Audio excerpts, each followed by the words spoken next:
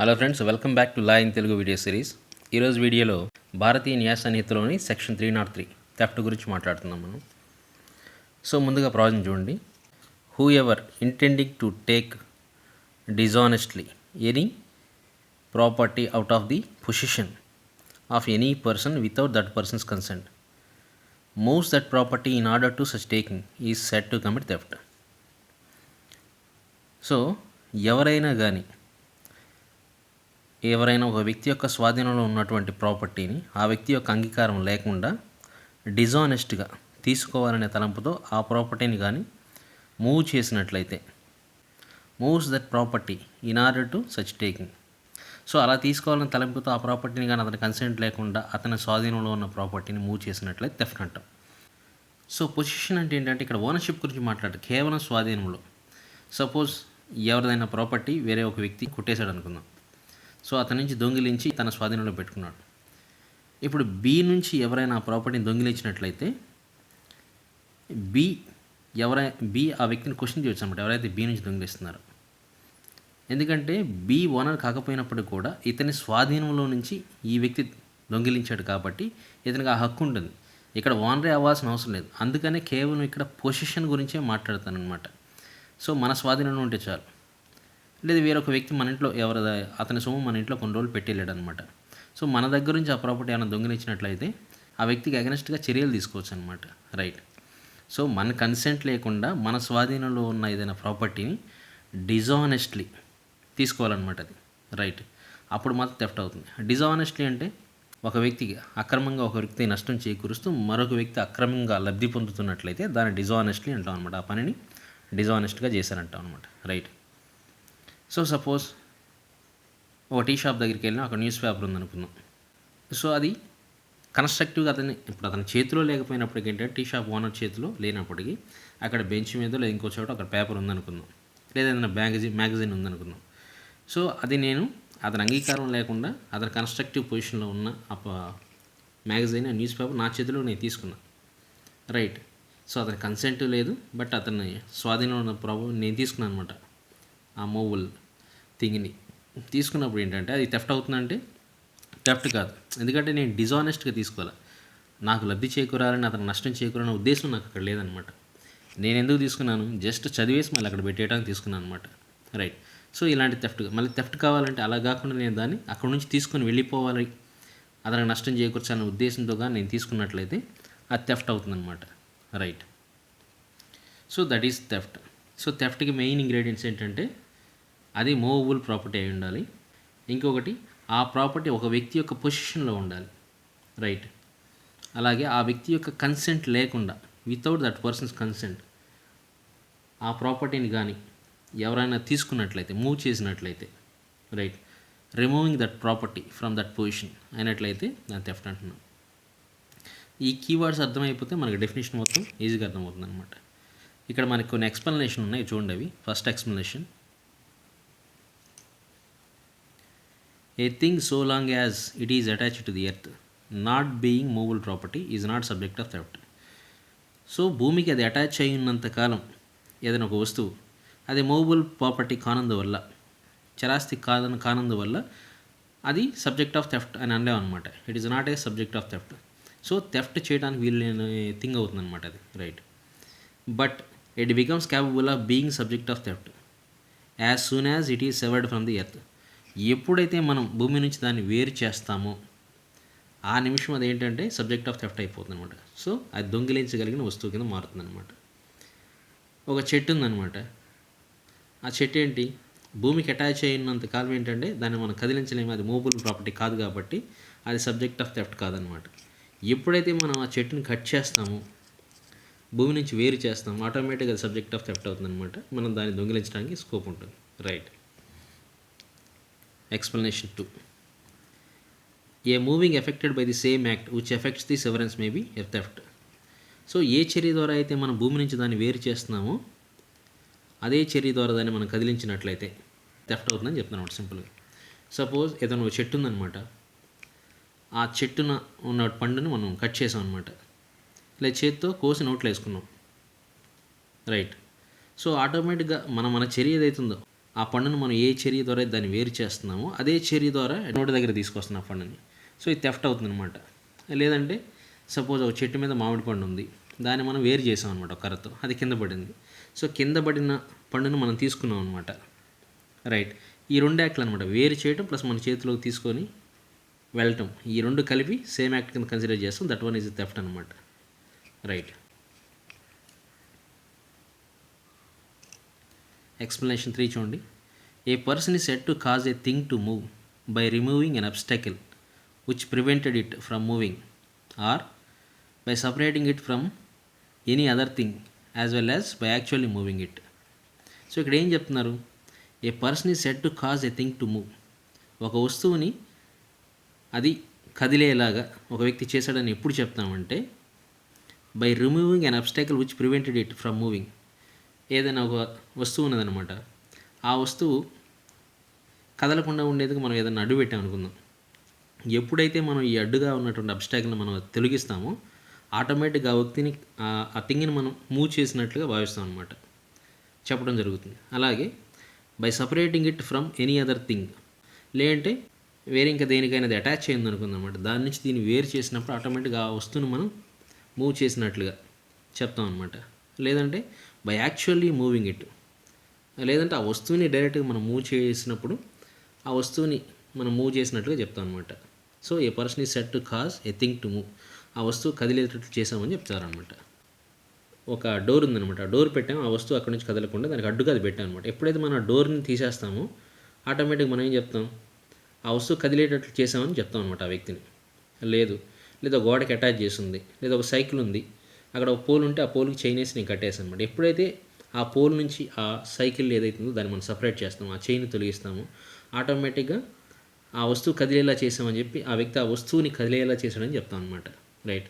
లేదా ఆ సైకిలే అక్కడ స్టాండ్ వేసి ఉందనమాట, బట్ నేను యాక్చువల్గా దాని ముందుకు నడిపాను అనమాట. రైట్. అప్పుడు కూడా ఏంటంటే ఆ వస్తువుని నేను కదిలించాను చెప్తాను. ఏదైనా ఆ వస్తువుని డైరెక్ట్గా కదిలించవచ్చు, లేదంటే ఆ వస్తువు దేనికైనా అటాచ్ చేసి ఉంటే దాని నుంచి దీన్ని సపరేట్ చేసి ఉండొచ్చు, లేదంటే అది అక్కడి నుంచి కదలకుండా దాని చుట్టూ నేను ఏదైనా అబ్స్టాకిల్ పెట్టినప్పుడు దాన్ని మనం తీసుండొచ్చు అనమాట. సో ఈ పనులు చేయడం ద్వారా ఆ వస్తువుని మనం కదిలేలా చేసామని చెప్తాం అనమాట. సో ఇక్కడ కదిలించడం లేదా మూవ్ చేయడం అంటే ఏంటి, ఎప్పుడు చేశారని చెప్తారనే దానికి ఎక్స్ప్లెనేషన్ అనమాట. ఇది ఎక్స్ప్లెనేషన్ 4 చూడండి ఒకసారి. A person who by any means causes an animal to move, by any means ఏ పద్ధతుల ద్వారా అయినా ఒక యానిమల్ని కదిలేలా మనం చేసామనుకోండి. A person who by any means causes an animal to move is said to move that animal and to move everything which is moved by that animal. So ఆ యానిమల్ చేత ఏవైతే మూవ్ చేయబడతాయో అవి కూడా ఇతను మూవ్ చేసినట్లుగానే మనం చెప్తాం అనమాట. Right.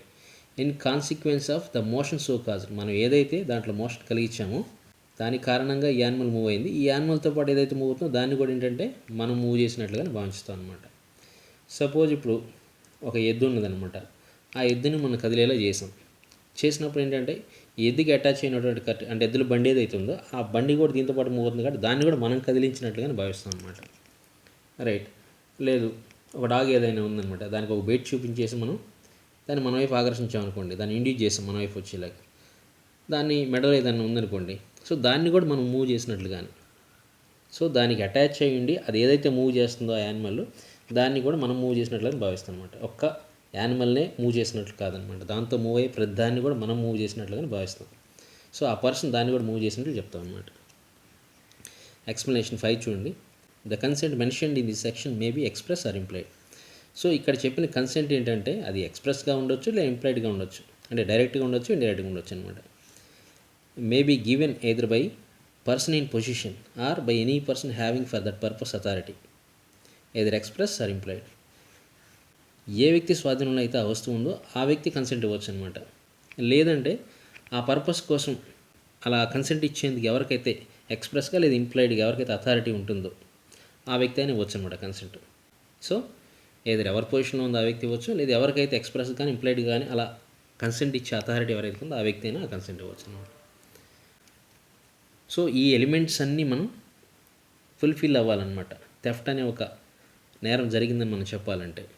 Right. క్లుప్తంగా చూసుకుంటే ఏముండాలి అక్కడ మనకి, ఒక మూవబుల్ ప్రాపర్టీ ఉండాలి, అలాగే ఎవరైనా ఒక వ్యక్తి స్వాధీనంలో ఉండాలి, అలాగే దాన్ని మనం డిజానెస్ట్ ఇంటెన్షన్తో దాన్ని మనం మూవ్ చేయాలన్నమాట. ఎందుకు దాన్ని తీసుకోవాలనే ఉద్దేశంతో, అది కూడా ఆ వ్యక్తి యొక్క కన్సెంట్ లేకుండా, రైట్.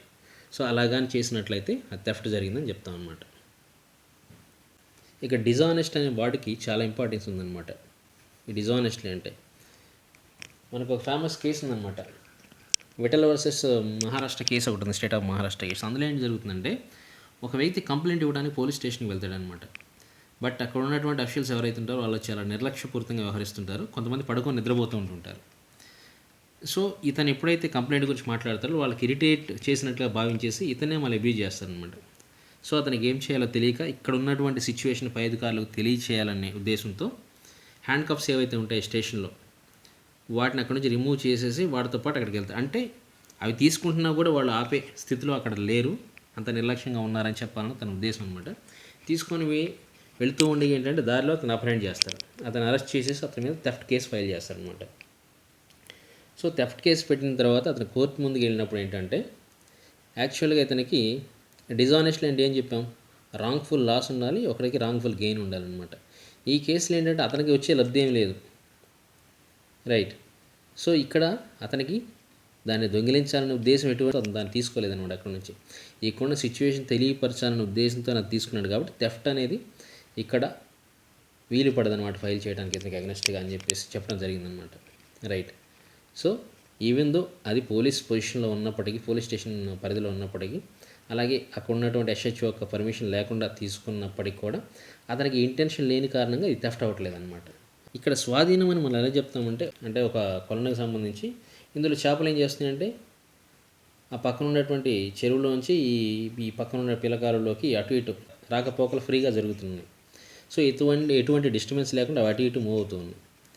ఇప్పుడు ఏంటంటే they are not subject of theft అనమాట. ఎందుకంటే ఎవరి పొజిషన్లో లేవు, ఆ ఫ్రీగా ఈ చెరువులోకి రాగలుగుతున్నాయి, అటు పక్కన ఉన్నటువంటి కాలంలోకి పోగలుగుతున్నాయి అనమాట. ఎప్పుడైతే మనం దానికి అడ్డుకట్ట వేస్తామో ఆటోమేటిక్గా అవి చెరువులో ఉండిపోతాయి. ఇప్పుడు చెరువులోంచి మనం ఎవరైనా తీసుకుంటే అది థెఫ్ట్ అవుతుంది అనమాట. ఎందుకంటే అది ఆ చెరువు ఎవరికి చెందిందో వాళ్ళ స్వాధీనంలోకి వెళ్ళిపోయినాయి, వాళ్ళు ఇవి మావి అని చెప్పి డిక్లేర్ చేసుకోవడానికి అడ్డుకట్ట వేశారు కాబట్టి.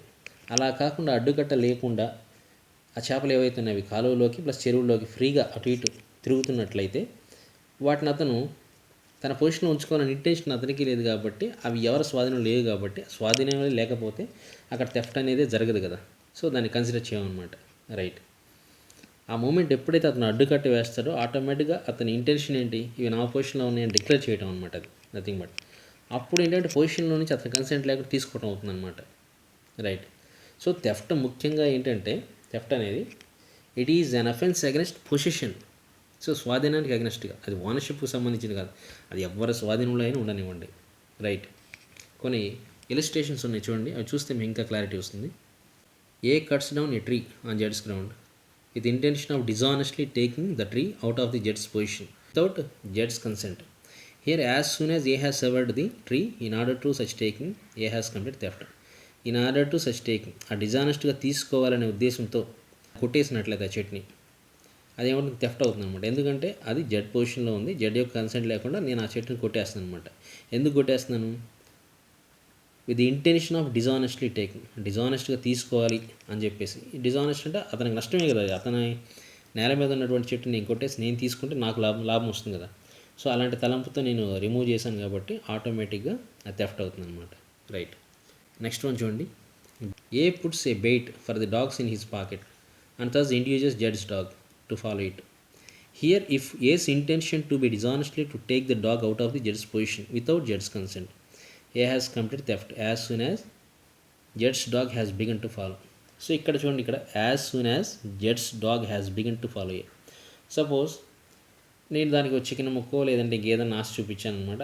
ఆశ చూపించి నన్ను ఫాలో అయ్యే విధంగా జడ్కి సంబంధించినటువంటి అతని స్వాధీనంలో ఉన్నటువంటి కుక్కని నేను ప్రేరేపించాను అనుకున్నాను. ఒకవేళ గేట్ అవతల అది ఉండి, గేట్ బయట నేను ఉండి, ఆ డాగ్ ఏదైతే ఉందో అది గేట్ లోపలే ఉండి చూస్తూ ఉందనమాట, నన్ను ఫాలో కావట్లేదు. అలాంటప్పుడు థెఫ్ట్ అనేది జరగదనమాట. ఈవెన్ దో నేను అవి చూపిస్తున్నప్పటికీ దానికి ఒక చికెన్ ముక్క, ఎప్పుడైతే ఆ మూమెంట్, ఆ డాగ్ ఎప్పుడైతే నన్ను ఫాలో అవడం స్టార్ట్ చేస్తుందో ఆ మూమెంటే ఆ థెఫ్ట్ స్టార్ట్ అవుతుందన్నమాట. నెక్స్ట్ సి చూడండి. A meets a bullock carrying a box of treasure. He drives the bullock in a certain direction in order that he may dishonestly take the treasure. As soon as the bullock begins to move. A has complete theft of the treasure. ఈ ట్రెజర్తో ఉన్నటువంటి ఒక ఎద్దుల బండి దగ్గరికి వెళ్ళాడు అనమాట అతను. ఆ ఎద్దుల బండిని ఏంటంటే తనకు కావాల్సిన డైరెక్షన్లో దాన్ని మూవ్ చేస్తుండ అనమాట. ఎందుకు? ఆ ట్రెజర్ని తను అక్రమంగా తీసుకోవాలనే తలంపుతో. సో ఆ మూమెంట్ తను అనుకున్న డైరెక్షన్లో ఆ బండి ఎప్పుడైతే మూవ్ అవుతుందో ఆటోమేటిక్గా ఈ ట్రెజర్ని దొంగిలించినట్లుగా మనం భావిస్తాం అనమాట. So A being zeds servant and entrusted by Z డిజానెస్ట్లీ runs away with the plate without zeds consent. A has complete theft. So ఇతను ఏంటంటే జెడ్ ఏకి అప్పగించాడు అనమాట. రైట్, అతనికి సంబంధించిన ప్లేట్ ఏదైతే ఉందో దాన్ని టేక్ కేర్ చేయమని చెప్పేసి. బట్ అతను ఏం చేస్తున్నాడు? ఇతనికి నష్టం చేకూర్చి తనకు లాభం చేకూర్చేకునేలాగా, అంటే డిజానెస్ట్లీ దాన్ని తీసుకుని అతను వెళ్ళిపోతాడు అనమాట. అదేంటది? కన్స్ట్రక్టివ్గా ఇతని స్వాధీనంలో ఉన్నప్పటికీ, ఏ స్వాధీనంలో ఉన్నప్పుడు కూడా, బట్ అది కన్స్ట్రక్టివ్గా జడ్జ్కి సంబంధించింది అనమాట. జడ్ స్వాధీనంలో ఉన్నట్లే అతను టేక్ కేర్ చేయమని ఇతనికి ఇచ్చాడు అనమాట. బట్ అతను కన్సెంట్ లేకుండా ఇతను తీసుకున్నాడు కాబట్టి ఏ హ్యాస్ కంప్లీట్ థెఫ్ట్ అనమాట. Next one, Z going on a journey entrusts his plate to A the keeper of the warehouse till Z shall return. ఆ జెడ్ తిరిగి వచ్చే వరకు కూడా ఏంటంటే తనకు సంబంధించిన ప్లేట్ ఏదైతే ఉందో దాన్ని జాగ్రత్త చేయమని చెప్పి వేర్ హౌస్ కీపర్కి ఇవ్వడం జరిగిందనమాట. A carries the plate to goldsmith and sells it. So ఏకి ఎప్పుడైతే అప్పుగా ఇచ్చారో ఆ ఏం చేస్తున్నాడు? ఆ ప్లేట్ని తీసుకెళ్ళి గోల్డ్ స్మిత్కి ఇచ్చేసి దాన్ని అమ్మేస్తున్నాడు అనమాట. Here the plate was not in జెడ్స్ position. It could not there four be taken out of zeds possession and A has not complete theft తో he may have committed criminal breach of trust. ఇప్పుడు Z ఎవరైతే ఉన్నారో అది Z పొజిషన్లో లేదనమాట, అది wear house పొజిషన్లో ఉంది. రైట్, అతని దగ్గర ఉంచమని చెప్పారనమాట. సో తన పొజిషన్లో లేదు కాబట్టి ఏంటంటే ఇక్కడ థెఫ్ట్ అనేది జరగదు. కాకపోతే ఏంటంటే ఇతను నమ్మిచ్చారు కాబట్టి అది క్రిమినల్ బ్రీచ్ ఆఫ్ ట్రస్ట్ అవుతుంది తప్ప ఇక్కడ థెఫ్ట్ అవ్వదనమాట. ఎందుకంటే అతని పొజిషన్లో లేని దాన్ని ఇతను ఎలా తీసుకుంటాడు? ఇతని పొజిషన్లోనే ఉంది, ఇతనే దొంగిలించాడు అన్నమాట దాన్ని. కాకపోతే ఇక్కడ ఆ ట్రస్ట్ ఏదైతే ఉందో ఆ ట్రస్ట్ బ్రీచ్ అయిందనమాట. రైట్, బట్ ఆ ముందు కేసులో చూడండి, ముందు కేసులో ఏం జరుగుతుంది? ఇక్కడ సర్వెంట్ అనమాట. సర్వెంట్ అంటే నథింగ్ బట్ తన కిందే ఉంటాడు కాబట్టి ఏంటంటే అది తన పొజిషన్లో ఉన్నది. కాకపోతే ఏంటంటే కన్స్ట్రక్టివ్గా ఉందన్నమాట, డైరెక్ట్గా ఇతను పొజిషన్లో లేకపోయినప్పటికీ. బట్ ఇక్కడ వేర్ హౌస్ ఓనర్ ఎవరైతుందో అతను తన సర్వెంట్ కాదు కాబట్టి ఏంటంటే అతని పొజిషన్లో కన్స్ట్రక్టివ్గా కూడా అతని పొజిషన్లో ఉన్నట్లు మనం భావించాం అనమాట. రైట్, బట్ ఆ సర్వెంట్ అంటే తన కింద ఉన్నాడు కాబట్టి తన పొజిషన్లో ఉన్నట్లే, ఇతను జస్ట్ కేర్ చేస్తూ ఉంటాడు. ఇప్పుడు ఇల్లు ఉంది, ఇంట్లో పనిచేసేవాళ్ళు సేవకులు ఉన్నారు అనుకుందాం. సో అలాంటప్పుడు ఏంటంటే వాళ్ళ స్వాధీనంలో ఆ ఇల్లు ఉందని చెప్పాను, నా స్వాధీనంలో ఉంది, బట్ ఆ ఇంట్లో వీళ్ళు కూడా ఉంటున్నారు అనమాట. బట్ అక్కడ వీళ్ళు సర్వీసెస్ అందిస్తూ ఉంటారు అన్నమాట. డిఫరెన్స్ అది. ఎఫ్ ఒకసారి చూడండి. A finds a ring belonging to Z on a table in house which Z occupies. Here the ring is in జెడ్స్ possession and if A dishonestly removes it A commits theft. A అని ఒక వ్యక్తి ఉన్నాడు, జెడ్కి సంబంధించిన ring ఏంటంటే ఒక table మీద ఉండటం చూశాడు అనమాట.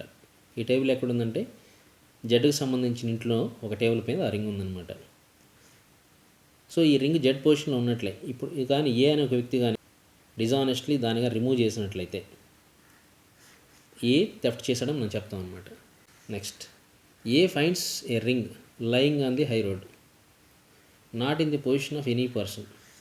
సో ఇంతకుముందు మాట్లాడుకున్న ఇలిస్ట్రేషన్ ఏంటంటే అది అతని హౌస్ కదా, అతని హౌస్లో ఒక టేబుల్ మీద ఉందంటే అది అతని స్వాధీనంలో ఉన్నట్లు అనమాట. దాన్ని ఏనో ఒక వ్యక్తి కదిలించాడు కాబట్టి అది దట్టు కూడా ఏంటంటే డిజానెస్ట్గా తనకు నష్టం చేకూర్చాలన్న ఉద్దేశం దాన్ని తీసుకున్నాడు కాబట్టి థెఫ్ట్ అవుతుంది. ఇక్కడ ఒక రోడ్డు మీద ఉందన్నమాట. సో అది ఎవరి పొజిషన్లో లేనట్టు, ఎవరి స్వాధీనంలో లేనట్లు కదా రోడ్డు అంటే. So A by taking it commits no theft. So అది తీసుకోవడం ద్వారా ఇతనే దొంగతనం చేయట్లేదు అనమాట. Though he may commit criminal misappropriation of property. కానీ ఇక్కడ ఏం జరుగుతుంది? క్రిమినల్ మిస్అప్రాప్రియేషన్ ఆఫ్ ప్రాపర్టీ, తనకు కానీ ప్రాపర్టీని అంటే తన అవసరాలకు వాడుకున్నట్లే అది క్రిమినల్ మిస్అప్రాప్రియేషన్.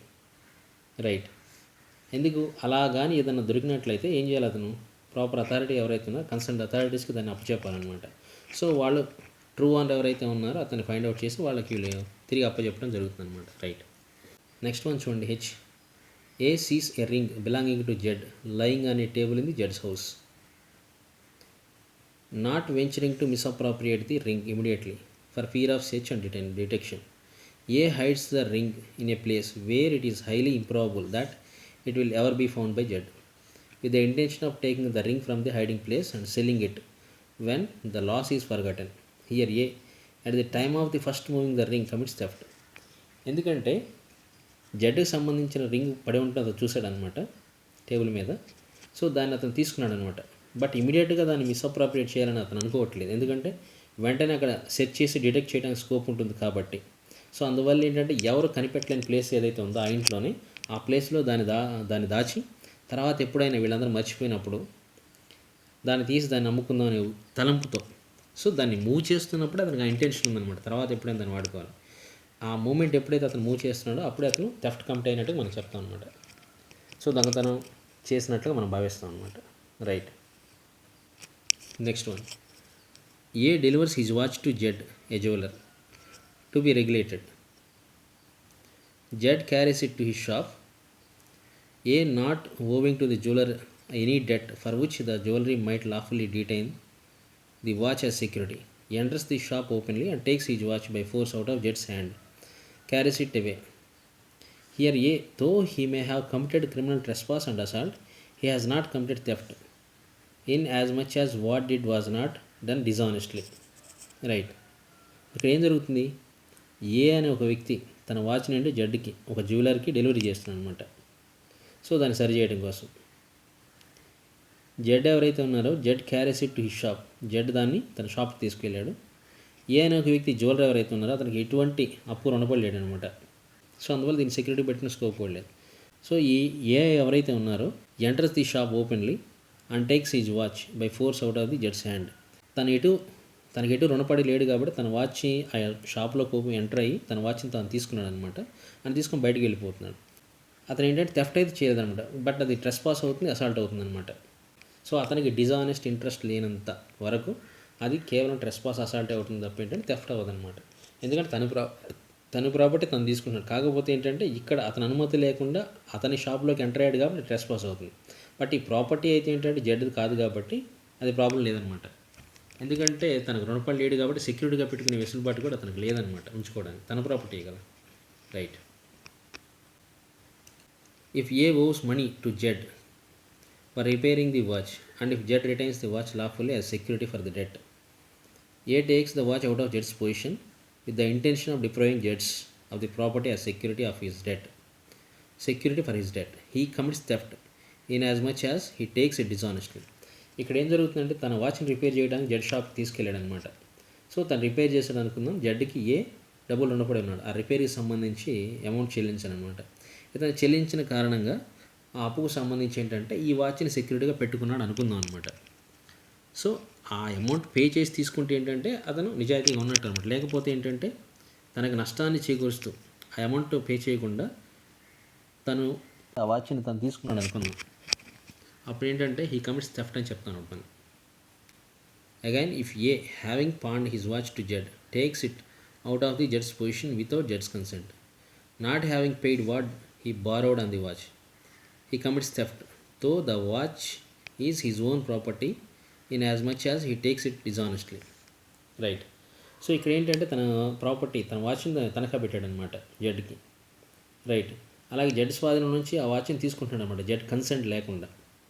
యాక్చువల్గా ఏంటి, తను ఏదైతే అప్పుగా తీసుకున్నాడో ఆ మొత్తాన్ని చెల్లించకుండా దీన్ని తీసుకుంటున్నాడు అనమాట. సో నథింగ్ బట్ ఇది థెఫ్ట్ అనమాట. ఎందుకంటే తనకు నష్టాన్ని చేకూరుస్తుంది కదా జడ్కి, తన అప్పు తీరలేదు, ప్లస్ తన సెక్యూరిటీ ఏదైతే తను పెట్టుకున్నాడో తన కాక దాన్ని కూడా తీసుకెళ్ళిపోతున్నాడు కదా అతని అంగీకారం లేకుండా అతని స్వాధీనం నుంచి. So it's a theft. Next, A takes an article belonging to Z out of zeds position without zeds consent with intention of keeping it until he obtains money from Jets as a reward, right, for its restoration. Here A takes dishonestly. ఇక్కడ ఏంటి, Z పొజిషన్లో ఉన్నటువంటి property ఏదైతే article ఏదైతే వస్తువుని అతనికి సంబంధించి అతని స్వాధీనం ఉన్నటువంటి ఆర్టికల్ని ఏ తీసుకుంటున్నాడు అనమాట అతని కన్సెంట్ లేకుండా. అలాగే యాజ్ అ రివార్డ్గా ఈ ఆర్టికల్కి సంబంధించి ఈ వస్తువుకు సంబంధించి యాజ్ రివార్డ్గా జెడ్ నుంచి కొంత మొత్తం పొందే వరకు దాన్ని తన దగ్గర ఉంచుకోవాలని చెప్పి తనంతో ఉన్నాడు అనమాట. సో అది ఏదైతే ఆ రివార్డ్ ఇస్తారో అప్పుడు మాత్రమే రెస్టోర్ చేయాలనే తలంతో అతను ఉన్నాడు. ఇదేంటి, అతనికి నష్టాన్ని చేకూరుస్తే ఇతనికి లాభాన్ని చేకూరుస్తుంది అనమాట. So it takes డిజానెస్ట్లీ. అందువల్ల ఏంటంటే ఏ హ్యాస్ కంప్లీట్ థెఫ్ట్ అంటాం అనమాట. నెక్స్ట్ వన్ చూడండి, ఏ being on friendly terms with Z goes in to the zeds library in zeds options, takes away A book without zeds express consent for the purpose merely for reading it and with the intention of returning it. Here it is probable that A may have conceived that he had Jed's implied consent to use Jed's book. If this was A's impression A has not committed theft.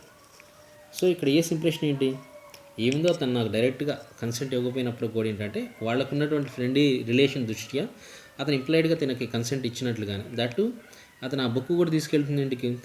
So తను అమ్ముకోవడానికో తన సొంతానికో కాదు, just చదివి మళ్ళీ తిరిగి ఇచ్చేయాలన్న తలంపుతో ఆ ఉద్దేశంతో తను తీసుకెళ్తున్నాడు.